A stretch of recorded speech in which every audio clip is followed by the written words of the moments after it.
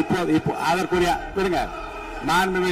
மாண்புமிகு பொதுப்பணித்துறை அமைச்சர்கள் காலையில் அலுவலகத்தை சந்தித்து அவர்கள் சாட்டிய குற்றச்சாட்டுகளுக்கெல்லாம் ஆதாரங்களை எல்லாம் நான் கொண்டு வந்திருக்கிறேன் என்று சொன்னேன். நான் நேற்று அந்த விஷயம் நேற்றோடு முடிந்து விட்டது. ஆதாரங்களை கொடுங்கள்.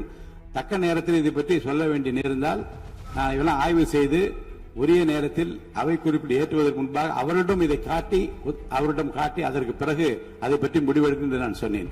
இப்போதும் சொல்லுகிறேன், மாண்பு முதலமைச்சர் அவர்கள் பேசிக் கொண்டிருக்கிறார். பேசி முடிக்கட்டும். எதிர்க்கட்சி தலைவருக்கு உறுதியாக நான் வாய்ப்பு தருவேன். அவர் கேள்விகளை முன்வைக்கலாம், விளக்கங்களை பெறலாம். இப்போதைக்கு பேரவைத் தலைவர் என்ற முறையில் என்னுடைய முடிவு இதுதான். அவையில் இருக்கக்கூடிய உறுப்பினர்கள் அமரும்படி நான் கேட்டுக்கொள்கிறேன். நான் முதலமைச்சர் அவர்கள் பேச வேண்டிய போ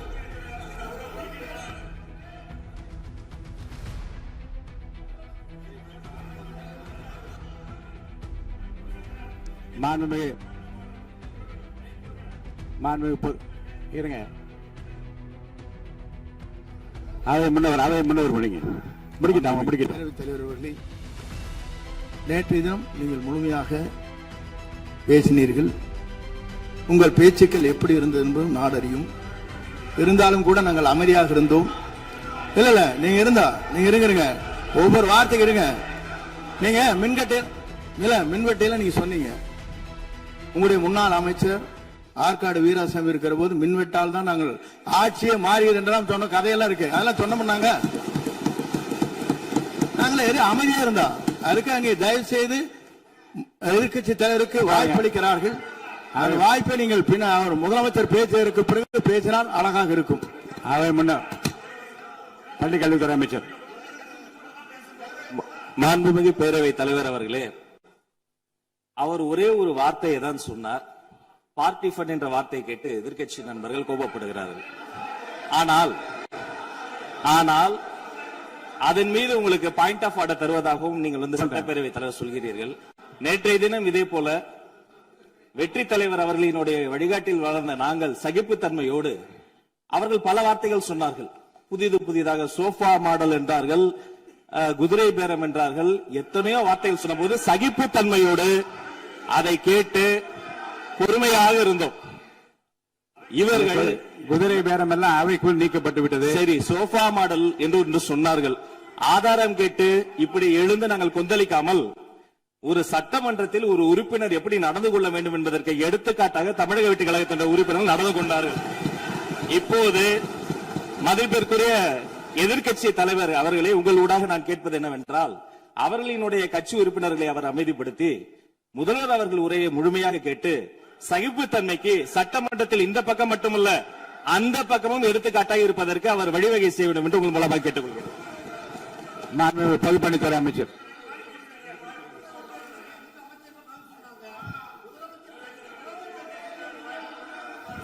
மாண்புமிகு பேரவைத் தலைவர் அவர்களே, திராவிட முன்னேற்ற கழகம் முதல் நாளில் இந்த சபையுடைய மரபையும் பாரம்பரியத்தை பற்றியும் நமக்கு வகுப்படுத்தார்கள். அந்த மரபுப்படி எங்களுடைய தலைவருடைய வழியில் இந்த சட்டசபையுடைய நிகழ்வுகளில் நாங்கள் கலந்து கொண்டிருக்கிறோம். நேற்றைய எதிர்க்கட்சி தலைவர் பேசும்பொழுது எவ்வளவோ வார்த்தைகள் உண்மைக்கு புறம்பாக சட்டத்திற்கு எதிராக ஒரே நிமிஷம் பேசுறேன். சட்டத்திற்காக பேசும் பொழுது நாங்கள் அமைதியாக இருந்தோம். ஒரு 2-3 முறை தான் வந்து அவரு பேசும்போது மினிஸ்டர்கள் நின்னாங்க. ஆனா இன்னைக்கு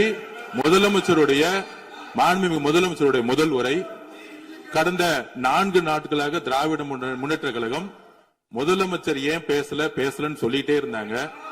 இன்னைக்கு பேச ஆரம்பிச்ச உடனே அவர் சொன்ன வார்த்தை பார்ட்டி ஃபண்ட் சொன்னார். எந்த பார்ட்டின்னு சொல்ல.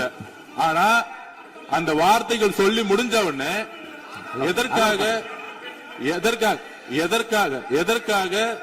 எதற்காக முதலமைச்சருடைய பேச்ச இவங்க வந்து குறுக்கிறாங்கன்னு தெரியல.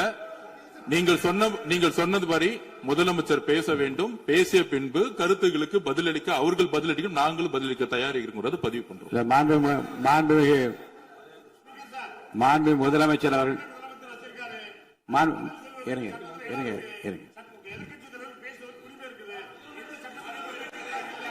உட்காருங்க. மாண்புமிகு அது முன்னர் மரபு இருக்கிறது, எப்போது வேணும் பாயிண்ட் ஆஃப் ஆர்டர் இருக்கலாம். இருந்தாலும் கூட நீங்க அந்த மரபை நீங்க கடைபிடித்தீங்களா உங்க ஆட்சியில? நீங்க முன்னவர் முன்பு எப்படி நடந்தால் என்பதை பற்றியோ முன்பு நடந்த நிகழ்வுகள் பற்றியோ நீங்கள் சொல்லி மீண்டும் இந்த அவையினுடைய மாண்பை குலைக்க வேண்டாம் என்று நான் கேட்டுக்கொள்ள வேண்டாம். இப்போது உள்ள பிரச்சனை மாண்பு முதலமைச்சர் அவர்கள் தன்னுடைய பேச்சை உறுதி செய்து முடிக்க வேண்டும். அவர் முடித்த பிறகு எதிர்க்கட்சி தலைவருக்கு நான் நிச்சயமாக வாய்ப்பு தருவேன். அவர் கேள்வி கணக்குகளை தொடுக்கலாம், சந்தேகங்களை கேட்கலாம், விளக்கம் தருவதற்கு மாண்பு முதலமைச்சர் அவர்கள் தயாராக இருக்கின்றார். அமைதியாக அமரும்படி நான் கேட்டுக்கொள்கிறேன். இப்ப நான் அனுமதிக்க முடியாது. மாண்பு முதலமைச்சர் உரையை தொடரலாம்.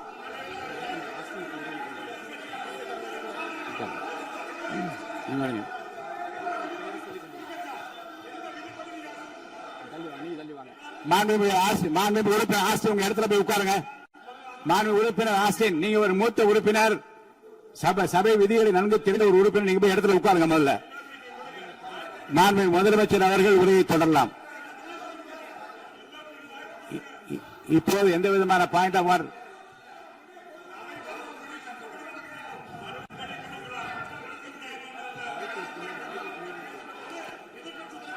நான் வாய்ப்பு இல்லை என்று சொன்னால் நீ எழுந்து நிற்பதில் நியாயம் இருக்கிறது. உட்காருங்க. வாய்ப்பு உறுதியாக எதிர்க்கட்சி தலைவருக்கு பாயிண்ட் ஆஃப் ஆர்டர் மட்டுமல்ல, உட்கார்ந்து அவர் பேசிய பேச்சுக்கள் என்னென்ன இருங்க, என்ன என்ன என்ன என்ன என்ன உங்களுக்கு சந்தேகம் இருக்கிறதோ, வினாக்கள் இருக்கிறதோ அதை நீங்க கேட்கலாம். அவர் பதில் சொல்வதற்கு தயாராக இருக்கிறார். பேசி முடிக்கின்ற வரை அமைதி காக்கும்படி உங்களை நான் கேட்டுக்கொள்கிறேன். மாண்புமிகு எதிர்க்கட்சி தலைவர் முழு ஒத்துழைப்பை நீங்கள் தர வேண்டும் என்று நான் எதிர்பார்க்கிறேன்.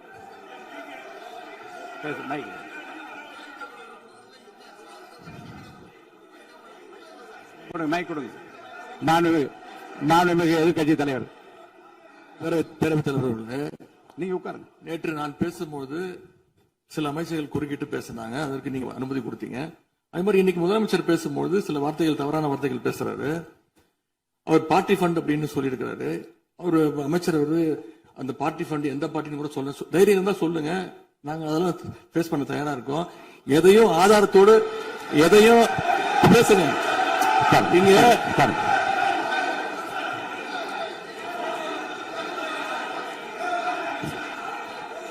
அது மாதிரி பேரவைத் தலைவர் அவர்களே, நேற்று நான் பேசி முடிஞ்சோடனே நீங்க அவை முடிஞ்சிருச்சுன்னு சொல்லிட்டீங்க. நாங்கெல்லாம் வீட்டுக்கு போயிட்டோம். வீட்டுக்கு போய் டிவி போட்டு பார்த்தா அங்க இன்னொரு அமைச்சர் இன்னும் பதில் சொல்லிட்டே இருந்திருக்கிறாரு. அதற்கெல்லாம் நாங்க இப்ப என்ன பதில் இது, என்ன மரபு இது? நீங்க இப்ப பேசிக்கிட்டே இருப்பீங்களா? நாங்க பாத்துக்கிட்டே இருக்கணுமா? அதே மாதிரி இன்னைக்கு முதலமைச்சர் அவர்கள் பேசும்போது நாங்களும் அமைதியா கேட்டுட்டு தான் இருந்தோம். ஆனா சில கருத்துக்கள் அவர் பேசும்போது அதை நாங்க அனுமதிக்க முடியாது. ஆதாரத்தோடு ஏதாவது பேசணும்னா, குற்றச்சாட்டுகள் சொல்லும் போது ஆதாரத்தோடு சொன்னீங்கன்னா அதை நாங்க ப்ரூவ் பண்றதுக்கு தயாராக இருக்கு. மாண்புமிகு உறுப்பினர் அவர்கள் இருங்க. நேற்று மாண்புமிகு எதிர்க்கட்சி தலைவர்கள் பேசியதும் மாண்புமிகு பொதுப்பணித் தலைவர்கள் பேசியதும் ஆதாரம் இல்லாமல் பேசக்கூடாது என்று நான் சொன்னேன். ஆய்வு செய்து நீக்கப்பட வேண்டியது நீக்கும் என்று சொன்னேன். இப்போது மாண்புமிகு முதல்வர் அவர்கள் பேசி முடிக்கட்டும். நீங்கள் கூறிய கருத்துப்படி அதில் ஆதாரங்கள் இல்லாத குறிப்பாக இருந்தால் அது நீக்குவதற்குரிய உரிமை எனக்கு இருக்கிறது. ஆய்வு செய்து நான் நடவடிக்கை எடுப்பேன். இப்போது மாண்புமிகு முதலமைச்சர் அவர்கள் பேசலாம். இந்த டாஸ்மாக் மாதிரியே பல டிபார்ட்மெண்ட்லயும், மறுபடியும் சொல்றேன், கட்சி நிதின்ற பேர்ல அடிச்ச கொள்ளைய ஒன்னா கவர்மெண்டோட கஜானாக்குள்ளேயே கொண்டு சேர்த்துக்கிட்டே இருக்கிறாங்க. இப்பவும் சொல்றேன், மக்கள் பணத்துல இருந்து ஒரு பைசா கூட தொடமாட்டோம், தொடவும் விடமாட்டோம், தொட்டா விடமாட்டோம், இதுக்கு முன்னாடி தொட்டவங்களையும் விடமாட்டோம்.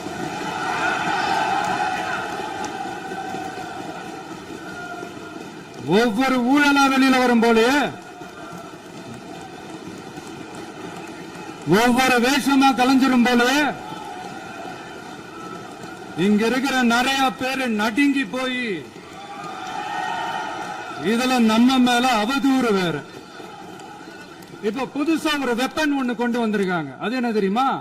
அவங்க தயவால தான் நம்ம ஆட்சி நடக்குதாம். மக்கள் தயவால இந்த ஆட்சி நடந்துகிட்டு இருக்கு. மனசாட்சி உள்ள சக்திகளோட ஆதரவால இந்த ஆட்சி நடந்துகிட்டு இருக்கு. நாங்க தான் அனுப்பி வச்சோம் அப்படின்றாங்களே. அனுப்பி வச்சவங்களுக்கு மினிஸ்ட்ரியில இடம் கொடுத்தா ஏன் கதறீங்க? ஏன் இவ்வளவு கோபம்? ஏன் இவ்வளவு கதறல்ஸ்? இதுல இன்னொரு முக்கியமான விஷயம், மார்க்சிஸ்ட் கம்யூனிஸ்ட் கட்சி நமக்கு ஆதரவு கொடுத்தது சுயேட்சையா எடுத்த முடிவுன்னு சொல்றாங்க. அதே மாதிரி இந்திய கம்யூனிஸ்ட் கட்சி நமக்கு ஆதரவு கொடுத்தது சுயேட்சையா எடுத்த முடிவுன்னு சொல்றாங்க. இதுல எங்க இருந்து நாங்க தான் அனுப்பி வச்சோம்னா புரியலையே. மக்களுக்கு நல்லா புரியும், எல்லாத்தையும் தெளிவா பார்த்துக்கிட்டு இருக்கிறாங்க.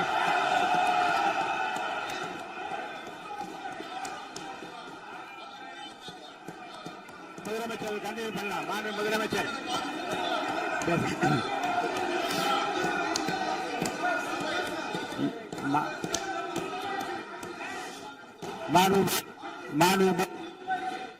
மாண்பு முதலமைச்சர் கண்டினியூ பண்ணலாம். நீ கண்டினியூ பண்ணலாம்.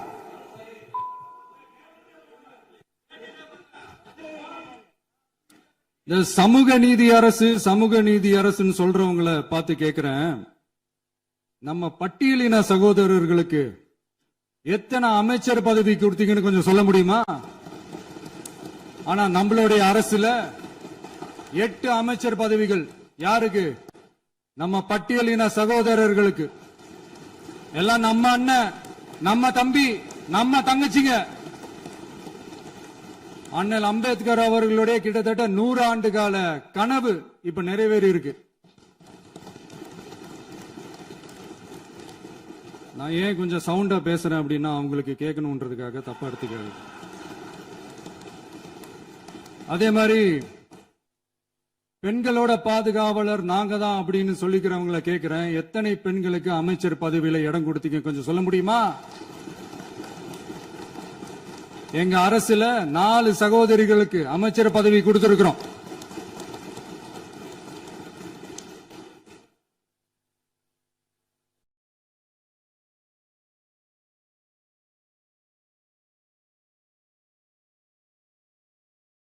அதனால மக்களால் நிராகரிக்கப்பட்டு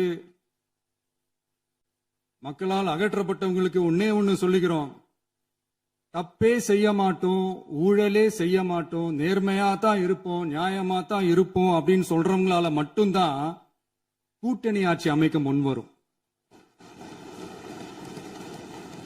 ஆட்சியிலையும் பங்கு, அதிகாரத்திலையும் பங்கு கொடுக்க முன்வரும்.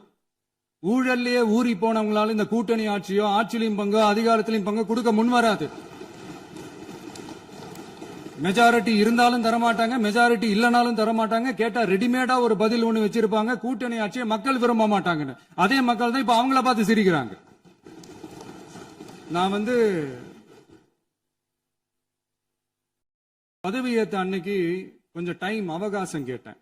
எதுக்கு கேட்டேன்? நிதி நிலைமைலாம் கொஞ்சம் மோசமா இருக்குது, அதெல்லாம் கொஞ்சம் சரி செஞ்சுக்கிட்டு படிப்படியா கொஞ்சம் கொஞ்சமா நான் கொடுத்த வாக்குறுதிகள்லாம் செயல்படுத்துவேன், அதுக்காக கொஞ்சம் டைம் அவகாசம் கேட்டேன். நான் ஏதோ வேற எதுக்காகவோ வேற யாருக்காகவோ ஏதோ அவகாசம் கேட்ட மாதிரி. அடுத்து இங்க சபையில இல்லாதவங்களை பத்தி பேச வேண்டாம்னு நினைக்கிறேன்.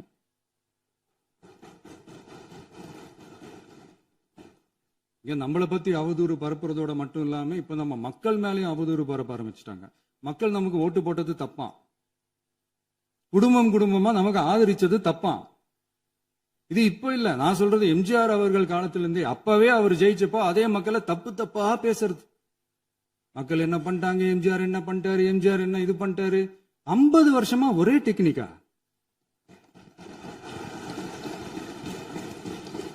டெக்னாலஜி எல்லாம் மாறி வேற எங்கேயோ போயிட்டு இருக்கு. பஸ் இதுல கொஞ்சம் டெக்னிக்காச்சும் கொஞ்சம் மாத்தினா கொஞ்சம் நல்லா இருக்கும். அதனால மக்களுக்கு யூஸ்ஃபுல்லா இருக்கிற மாதிரி இந்த ஆக்கப்பூர்வமான கருத்துக்களோ ஆக்கப்பூர்வமான யோசனைகளோ இருந்தா சொல்லுங்க, அதை நாங்க டெஃபரெண்டா எடுத்துக்கிறோம். ஆனா அதை விட்டுட்டு இந்த நக்கல், நையாண்டி, சம்பந்தம் இல்லாத பேச்சு இதெல்லாம் பேசிட்டு அப்புறம் முதல்வர் பதில் சொல்லல, முதல்வருக்கு பதில் சொல்ல தெரியல அப்படின்னா அப்புறம் என்ன சோஃபா மாடல் ஆட்சியா? அது என்னன்னு புரியறதுக்கு எனக்கு ரொம்ப நாள் ஆச்சு. இந்த sofa set, table chair, teapoy, furniture பிசினஸ்லாம் வேற எங்க வெளியில போய் பண்ண சொல்லுங்க. அப்படி அந்த பிசினஸ் தான் பண்ணணும்னா நிறைய பிசினஸ் பண்ற மாதிரி வெளியில போய் பண்ண சொல்லுங்க, இங்க சட்டசபைக்குள்ள வேணாம். அதனால ஆக்கப்பூர்வமான கருத்துக்கள் இருந்தா சொல்லுங்க. டெஃபினட்டா அது சரியா இருந்தா நாங்க ஏத்துக்கிறோம். எனக்கு ஒரு குட்டி கதை ஒண்ணு ஞாபகம் வருது, சொல்லாமா? ஒரு ஊர்ல ஒரு பெரியவர் வெயில் ரொம்ப ஜாஸ்தியா இருக்குன்னு சொல்லிட்டு கண்ணுக்கு மேல கை வச்சுக்கிட்டு இப்படி சுத்தி முத்தி தேடிக்கிட்டு இருந்தாராம். அப்ப கூட இருந்த ஒரு சின்ன பையன், என்ன தேடுறீங்க அப்படின்னு கேட்டானா. அதுக்கு அந்த பெரியவர் சொன்னாரா, அது ஒண்ணு இல்ல தம்பி, உங்க அப்பா இங்கதான் இருப்பாருன்னு சொன்னாங்க, அதான் தேடிக்கிட்டு இருக்கேன். எங்க உங்க அப்பாவையா காணோம்?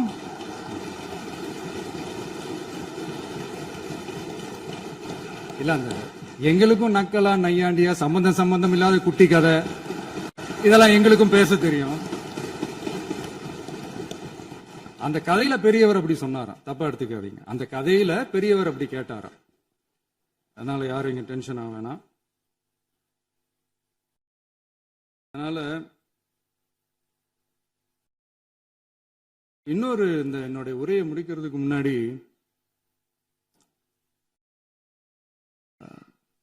போயிட்டாங்க, பேசலாமா? உங்க கருத்துக்களை நீங்க முழுமையாக மன நிறைவோடு பேசலாம். டிவில சரி. அதான் 5 நிமிஷம் பேசுனதுக்கே கொலத்தூரி இந்த ஆட்டம் ஆயிடுச்சு. பேசுனா அப்புறம் என்ன பண்றது? கடைசியா நான் இந்த உரையை முடிக்கிறதுக்கு முன்னாடி ஒரு முக்கியமான ஒரு விஷயம் பத்தி சொல்லணும். ஆளுநர் உரை அன்னைக்கு இந்த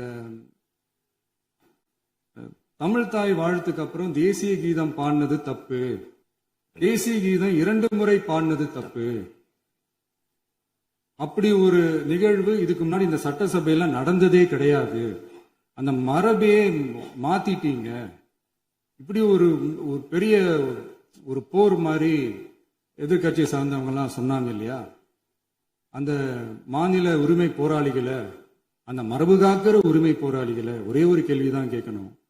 2021 ஆகஸ்ட் 2 ஞாபகம் இருக்கா? Centenary celebration of Tamil Nadu legislature. அந்த ஃபங்க்ஷன்ல நம்ம முன்னாள் முதலமைச்சர் கருணாநிதி அவர்களோட கலைஞர் அவர்களுடைய கலைஞர் அவர்களுடைய புகைப்படத்தை மாண்புமிகு குடியரசுத் தலைவர் திறந்து வைக்கிற ஒரு ஃபங்க்ஷன். அந்த ஃபங்க்ஷன்ல national anthem followed by Tamil Thai Vazhthu அப்படின்னு அறிவிச்சது ஞாபகம் இருக்கா? அதாவது தேசிய கீதத்துக்கு அப்புறமா 2வது முறையா, நோட் திஸ் பாயிண்ட் மாண்புமிகு பேரவைத் தலைவர் அவர்களே, பிளீஸ் நோட் திஸ் பாயிண்ட். தேசிய கீதத்துக்கு அப்புறம் 2வது முறையாக தமிழ் தாய் வாழ்த்து பாடப்படும் அப்படின்னு சொன்னது ஞாபகம் இருக்கா? அதுவும் முத்தமிழ் அறிஞர் அப்படின்னு சொல்ற நம்ம கலைஞர் அவர்களுடைய அந்த புகைப்படம் வெளியிட்டு விழாவில் அவர் இருந்த இதே சபையில தமிழ 2வது இடத்துக்கு தள்ளினது யாருன்னு ஞாபகம் இருக்கா? அது மட்டும் இல்ல, அந்த தேசிய கீதத்தை நாட்டுப்பண் நேஷனல் ஆந்தம்னு சொல்லி அதே ஃபங்க்ஷன்ல கடைசியா ஃபங்க்ஷன் முடியும் போது செகண்ட் டைம் தேசிய கீதம் பாடினதும் ஞாபகம் இருக்கா? இதே அவையில் தான், அது அவை குறிப்பிலும் இருக்கிறது, இதே அவை தான் நடைபெற்றது. இந்த தக்க நேரத்தில் இந்த ஆதாரங்களை அளித்த மாண்பு முதல் அவர்களுக்கு நன்றியை தெரிவித்துக் கொள்கிறேன். டவுட் இருந்தா இந்த புக்கை பார்த்து தெரிஞ்சுக்கலாம். அதனால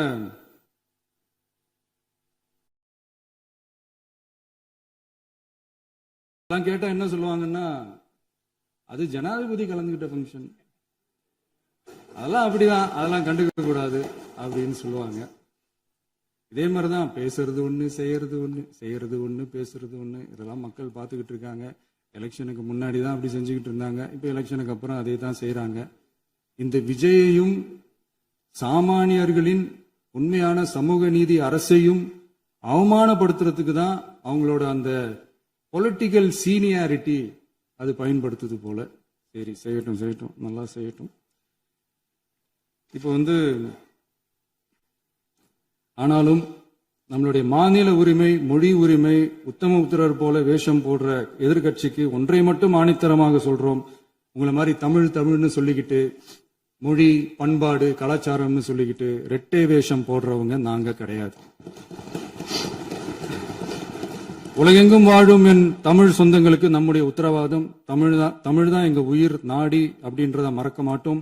இப்பவும் சொல்றோம், மாநில உரிமையில எப்பவும் உறுதியா இருப்போம். அதே சமயத்துல அரசியல் வேற, ஒன்றிய மாநில அரசுகளுக்கு இடையே இருக்கிற நிர்வாக அணுகுமுறை வேற. இதுல நாங்க ரொம்ப தெளிவா இருக்கிறோம்.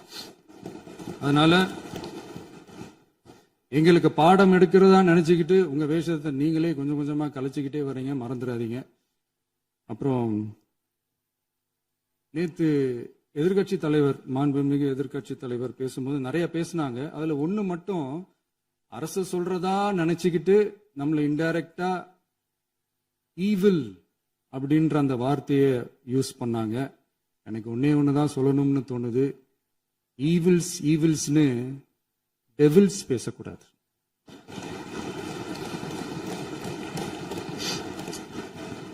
அவங்க இருந்திருந்தா ஒரு ஆக்ஷன் பண்ணணும்னு எனக்கு தோணுச்சு. எல்லாரும் போயிட்டாங்க. இல்ல, பர்மிஷன் பண்ணலாமா? இப்பவும் பண்ணலாம், ஒண்ணும் தப்பு இல்ல.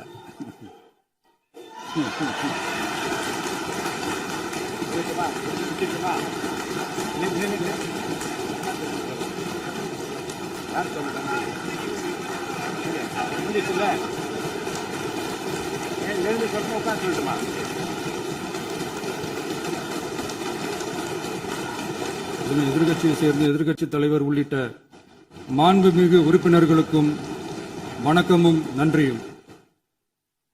பதிலுரை வழங்குற அதே நேரத்தில் நம்மளை சட்டமன்ற உறுப்பினராக தேர்ந்தெடுத்த பெரம்பூர் தொகுதி மக்களுக்கு நம்மளோட நெஞ்சார்ந்த நன்றிகள்.